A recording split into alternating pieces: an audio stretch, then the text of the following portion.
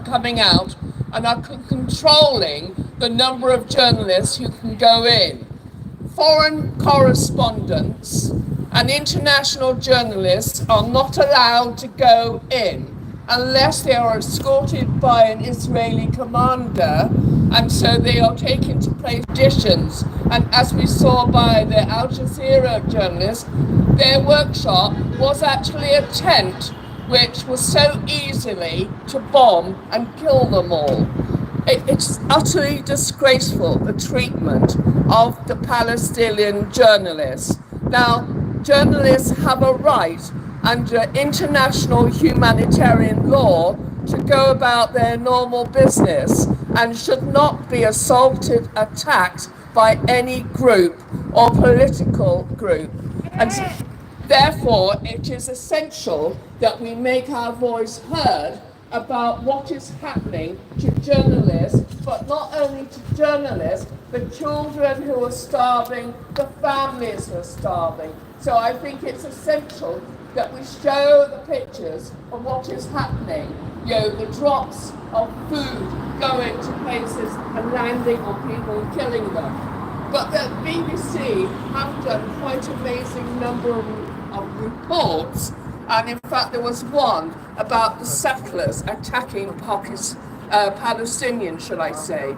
So it's not all bad doom and gloom about what the BBC is doing, and they're doing all they can to provide coverage on the outskirts of Gaza and from Jerusalem. But I just say to you, the deaths of journalists so far, depending on whose figures you take, vary from 186, this is the Committee to Protect Journalists, and 270.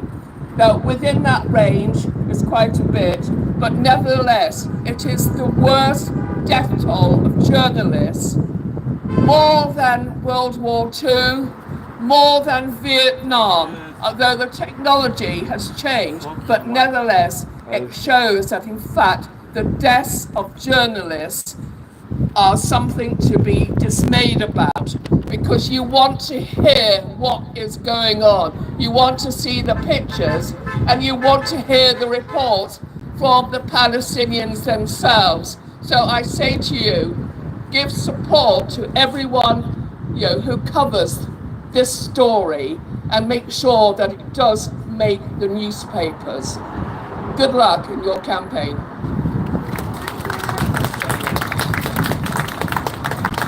Thanks so much, Diana. Okay, we're going to start reading the names, and we will be going backwards. So we'll be starting from those most recently murdered. So I'll start with the first block. These journalists were murdered in August 2025. Islam Al-Kumi, Marwa Musalam, Ziad Al-Razi, Anas Al-Sharif, Mohammed Araki, Ibrahim Daiha, Momen Aliwa, Mohammed Nafal, Mohammed Al-Khalidi, killed in July 2025. Ibrahim Hajjaj, Adam Abu Habib, Wala Al-Jabari, Tamar Al-Zanin, Fadi Khalifa, Hussam Adluni, Ahmad Abu Isha, Mohammed Imad Al-Sultan, killed in June 2025. Ismail Abu Hattab, Ahmad Saad, Hana Akilan, Mahmoud Abu Shabi, Amin Hamdan, Nima Rajapur, Masume Azimi, Saleh Barami.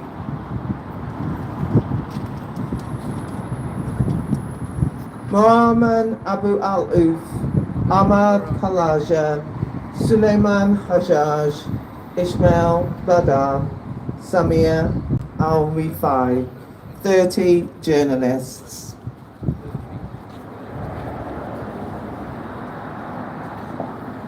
And sadly the list goes on. These were murdered in May 2025. Yusuf al-Nakhala, Mutaz Rajab, Hassan Abu Warda, Bilal al-Hattoum, Muhammad Amin Abu Da'a, Noor Qandil, Khalid Abu Saif, Abdul Rahman al-Ibadle, Aziz al-Hajjar, Ahmad al-Sinati, Hassan Samur, Ahmad al-Halo, Hassan Aslaya, Nur ad-Din Abdu, Yahya Sobaya, Marwa Ayad. And then in April 25, Saeed Abu Hassanain, Tamir Nasiru, Fatimi Hasuna, Ahmad Mansour, Hilmil Faqawi, Islam Miqdad, Yusuf Hasuna. And then killed in March 25, Muhammad al-Braidwal, Muhammad Mansour, Hussam Basil Shabbat, Hussam al-Tita, Mahmoud Islim al-Bassus, Mahmoud al-Saraj, Balal Abu Matar.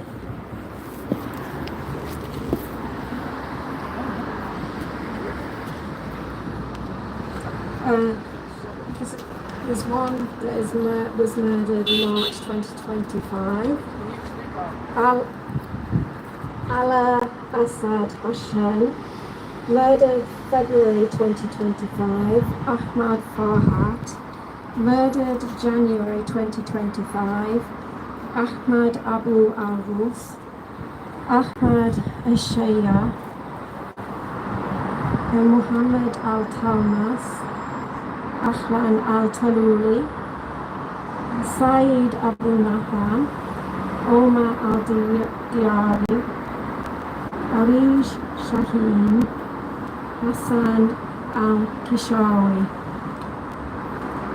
Murder December 2024, Muhammad Al-Ladar, Ibrahim Al-Sheikh Ali, Fadi Hasuna, Faisal Abu Al-Kumsam, Ayman Al-Jadi, Hassan Abu Al-Qub, Ahmad Al-Law, Muhammad Balusha, Muhammad Al-Karinawi, Shadi Al-Salfiti, Iman Al-Shanti, Maisara Salah. Killed November 2024, Mamdua Kanita.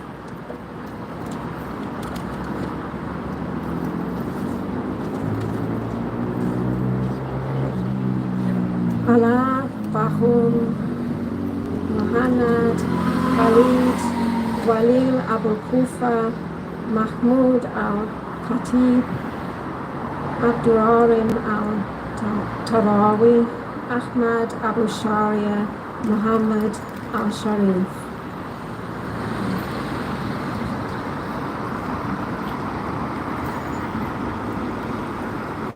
These people were killed in November 2024.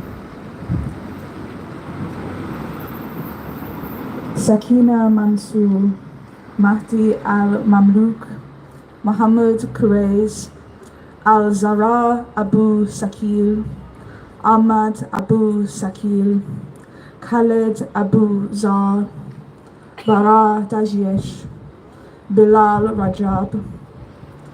These people were murdered in October 2024. Amro Abu Uda, Haneen Baroud, Syed Ridwan, Hamza Abu Salmiya, Nadia Al-Sayed, Ghassan Najjar, Muhammad Rida, Wissam Qasim, Ayman Ruwaishid, Ali Nisman, Muhammad Al-Tamimi, Omar Al-Balawi, Hassan Hamad, Abdurrahman Bar, Safar Ahmed. These people were murdered in September 2024. Wafa Al-Udaini, Hadi Al-Sayed.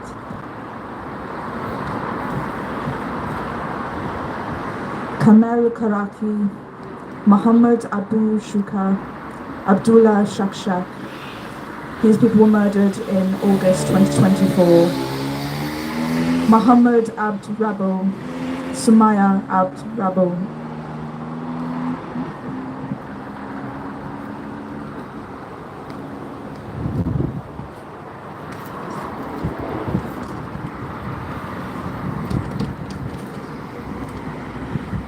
These journalists were murdered in August 2024. Ali Tuami, Hussein al-Dakabar, Hamza Machaya, Ibrahim Muharib, Tamin Abu Mumar, Abdullah al-Susi, Mohammed Abu Sada. And these journalists were murdered in July 2024.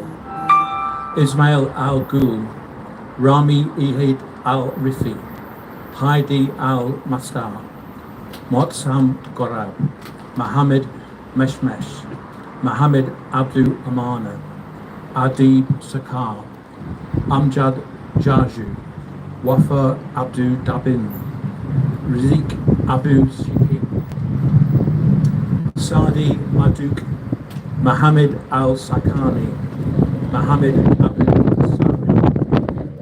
These journalists were murdered in June 2024. Salim al-Sharafa, Mahmoud Kasum, Abdullah al-Jamal, Alam al-Ajaya, Dina al-Bakshi. And these journalists were murdered in May 2024. Ullah al-Dadu, Mahmoud Jaju, Hail al-Najjar, Baha Bakashar, Mustafa Ayad.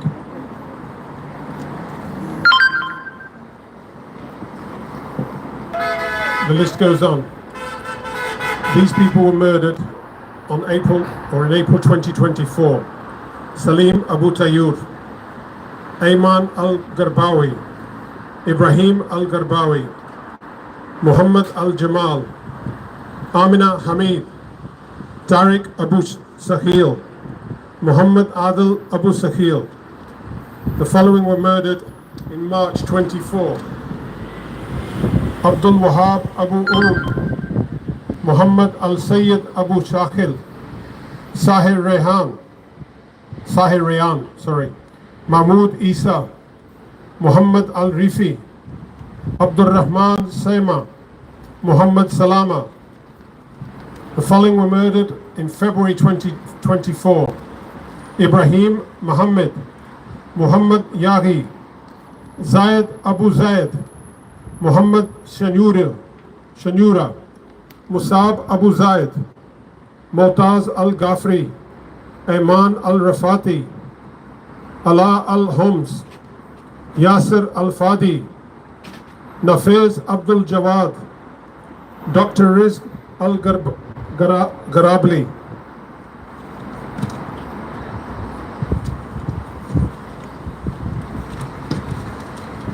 Sorry, it's a bit windy. The following were murdered in January 2024.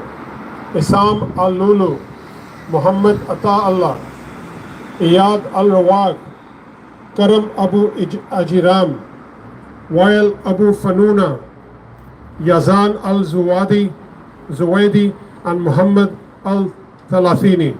Thank you.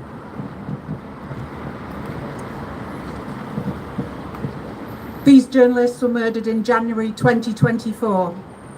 Ahmed Badia, Sharif Okasa, Fuad Abu Kamash, Hiba Al-Abdar, Abdullah Bourez, Mohammed Abu Daya, Hamza Al-Dadua, Mustafa Thuraya, Ali Abu Ajawa, Akram Al-Shafi.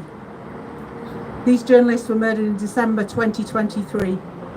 Jabir Hadrous, Narmin Habush, Mohammed Kahir Adin, Ahmed Kahir Adin, Ahmed Jamal Madoun, Muhammad Zaitouna, Mohammed Khalifa, Mohammed Abu Huwaidi, Ala Abu Muammar, Adal Zoram, Abdullah Alwan, Hanin Al-Kashtan, Asim Kamal Musa, Mishal Shawan, Samir Abu Dhaka, Rami Badia, and Mohammed Abdul Khalik Al-Af.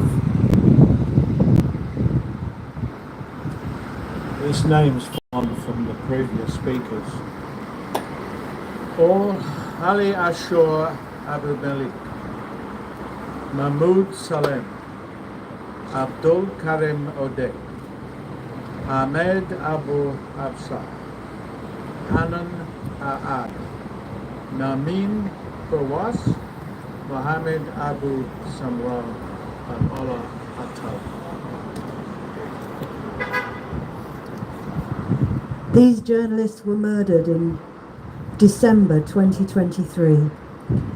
Jura Al-Jabur, Hossam Omar Amar, Abdul Hamid Al-Khanrawi, Hassan Farajala, Shaima Al-Jazar, Hamada Al-Yazidi, Marwan Al-Sawaf, Adam Hasuna, Mohammed Farajala, Abdullah Dawish, Montasa Al-Sawaf. These journalists were murdered in November 2023. Nader Al-Nazla, Mustafa Bakir, Amal Zad, Huthaifa Lulu, Mohammed Ayash, Mohammed Al-Zak, Assam Al-Bash, Jamal Haniya, Mahmoud Mushtaya, Farah Omar, Rabi Al-Marmi, Allah Al-Nim, Ayat Kadura, Bilal Jadala, Amra Abu Haya.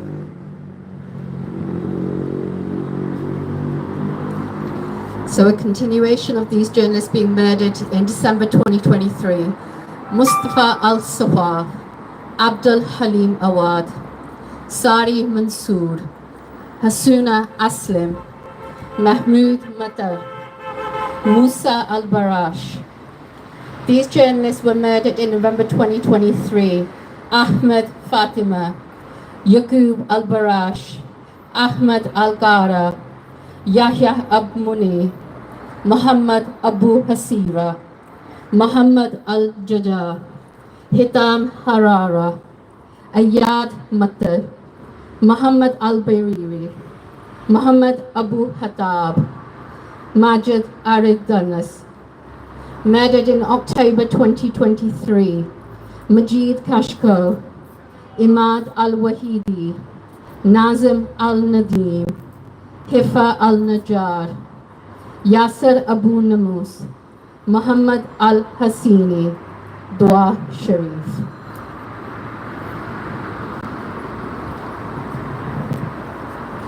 Just to put it in context, we've heard there are a large number of journalists that have been killed, murdered by the Israeli armed forces. But I've heard that if you add up all the journalists killed in the Second World War, the Korean War, the Vietnam War, all those put together still don't amount to the same number of journalists killed in Gaza, in a small part of the world. That's to put it into some sort of context. And without them, we wouldn't know about the starvation policy and the effects of it. I think that's what really got to the Israelis. It showed starving children, and that had an impact upon world opinion. So these people were murdered. Carrying on with the list. Sayed Halabi, Jamal Afakawi, Ahmed Abu Mahdi, Zahir Al-Afghani, Salma Makiyama, Mohammed Labat, Mohammed Khaled Al-Shobaji, Musab Ashur, Roshdi Al-Sarraj, Hani Al-Mahdoun, Ayed Ismail Al-Najjar, Muhammad Ali, Imam Akailay, Khalil Abu Athra, Sami Al-Nadi, Abu Durrahman Al-Tanani, Issam Bahar, Muhammad Balusha, all murdered October 2023. Carrying on with the list, Mahmoud Abu Sharifa, Abdulhadi Habib, Yusuf Dawas, Isam Abdullah, Hussam Mubarak, Ahmed Shabab, Muhammad Abu Matar, Mustafa Muhammad Rajab Al-Naqib,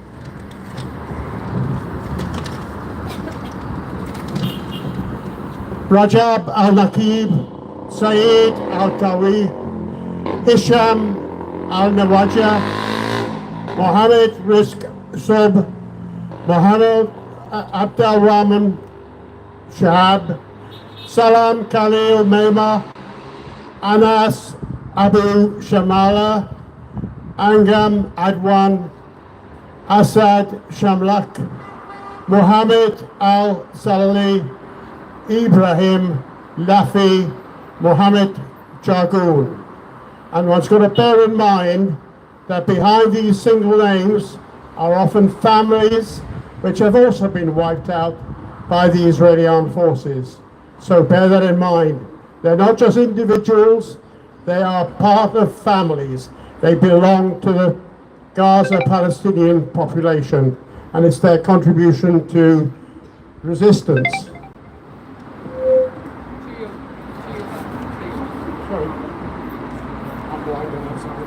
Hi, thanks for coming out today. We've got to keep getting together, we've got to keep protesting and keep raising the profile. We can't stop now. And the mainstream media keeps referring to it as a war. It is not a war, it is a genocide.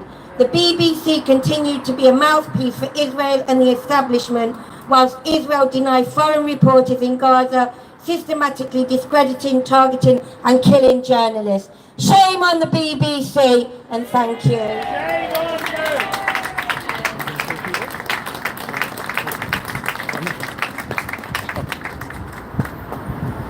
Thank you everyone for coming out today. What we're doing here today is of incredible importance because we have a history that we need to write and we have a history that we need to narrate. Coming generations need to know about this point in humanity, which has been the lowest point in humanity, where we have a genocide on many levels and many elements contributing to it. We have a technological genocide, wherein technology, which people assume to be the marker of progress, is being used to kill people, exterminate them, for the use of their term more efficiently. We have the wiping out of journalists who are telling the stories on the ground, telling people the reality, and they are being exterminated. We have a genocide of children, we have genocide of mothers, we have mass starvation around the world. 2 years into a genocide, our actions need to be intensified and our actions need to be reorientated. So that we're not just doing most of the same, but people become more aware of the oppression that's taking place in the world. With the case of Palestine, the oppression is very clear. When people see the flag of Palestine, they know that this is a flag against injustice. This is a cause against injustice. But we must widen our work and we must make ourselves aware of more stories of more oppressed people around the world. Yemen was subject to a systemic engineered famine. Yet we still holiday in the UAE, we still buy Dubai gold, we still travel on Emirates Airlines. Sudan, again by the UAE, is facing an engineered famine. All of these people, the oppressed people of the world, are connected. They're connected in their struggles. And if Palestine can act as a catalyst for the liberation of the oppressed people of the world, then we must intensify. The people of Gaza have no voice. We must raise our voices where we can. And I would like to draw our attention to another matter that I've noticed more commonly on these protests. We have people who are saying things in support of Israel, who are supporting the genocide openly. It's hard for us to hear these things, but they should come as a warning. We live in Britain, one of the active participants of the genocide.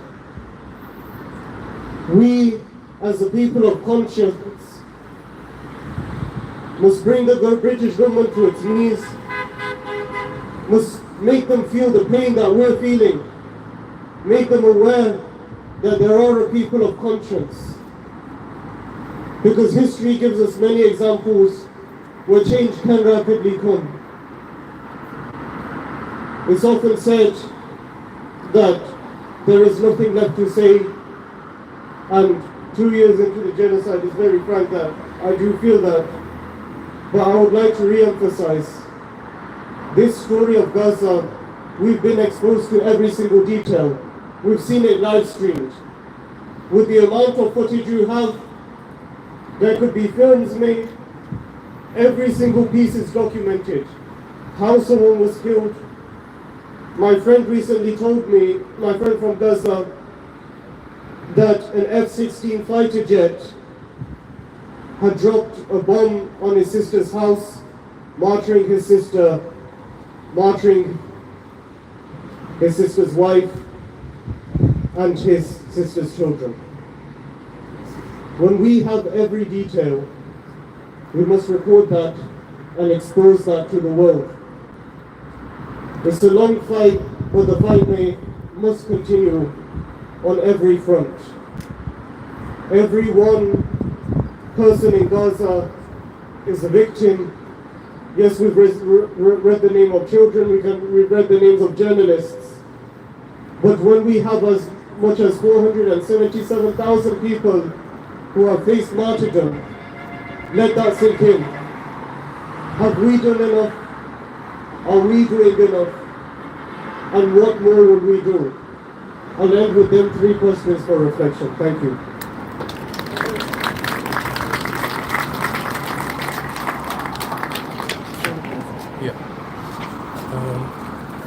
I'll just hold it because I need the phone. I know this is supposed to be a solemn event, but we're remembering the journalists who paid the ultimate sacrifice, who spent their entire life exposing the lies and the propaganda which is expelled by organizations across the West, not just the BBC, not just the Israeli occupation forces, but they spend their entire life showing you the truth. But not only that, not only did they complete their professional duty as journalists, they lived the genocide. They suffered alongside their people. The suffering that they were showing you, they were going through themselves. So what they ask us to do in moments like this, and the reason why they continue, there are still journalists, Palestinian journalists, who are doing this work after almost 2 years, is because they want us to continue that fight. They want us to not stop talking about the genocide that's happening, to do something, to do anything in our power. So I know this is a solemn event, but we need to raise our voices. Free, free! Free, free! Free, free! From the river to the sea! From the river to the sea! And as a final action for today, you've heard all the names I'd like to read the final statement of Anas al-Sharif, who was one of the Al Jazeera journalists who was targeted, systematically targeted by the Israeli occupation forces. I'd like to read. I don't think I would be able to get through it, so I'm glad somebody else was able to read that out. I have shared those words many times, and they are so powerful. But we are here because we are remembering those journalists. Those journalists were killed doing their job, and that was their job. They went to work to do their job, and they were murdered. They were murdered because they were telling the truth about what was happening. And Israel doesn't want the world to know, but we know what is happening, and we are not ever going to be silenced until we get justice for the Palestinian people.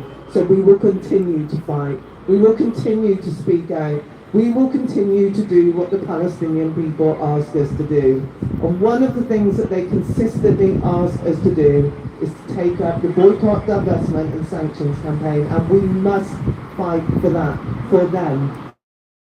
We need our government to sanction Israel now. We need our government to stop arming Israel now. We need our government to end its complicity, because our government is complicit in what is happening to the people of Gaza and across the occupied West Bank. Our government could make a difference, but they choose not to. So we have to keep speaking out and not be afraid when people try to silence us. And we have to keep speaking out for all of those journalists that you have heard, all of those names who took their job seriously, who wanted us to know what was happening, and who want us to continue to speak out, and we will continue to do that. So please do continue doing what you're doing. Please join our events groups if you're not in them. Palestine Solidarity Campaign in Nottingham has a number of WhatsApp groups. We've got a stall in Edwinstowe tomorrow from 12 till 3. Pushing forward because we are putting pressure on the councils to divest their pension funds, and we really need people to get behind that. So please do join the WhatsApp groups, come along to all of our events, put pressure on your local politicians, continue to speak out. The next National March is on the 6th of September. We have got coach tickets available, so if you have a booked ticket and you want to come, please get along. But please do keep speaking out. Keep talking to everybody that you know. Keep telling people what is happening, because we know the truth and we are going to keep going. So please do everything you can, and thank you so much for coming along tonight. Thank you to all of our readers, thank you to Diana and our two speakers.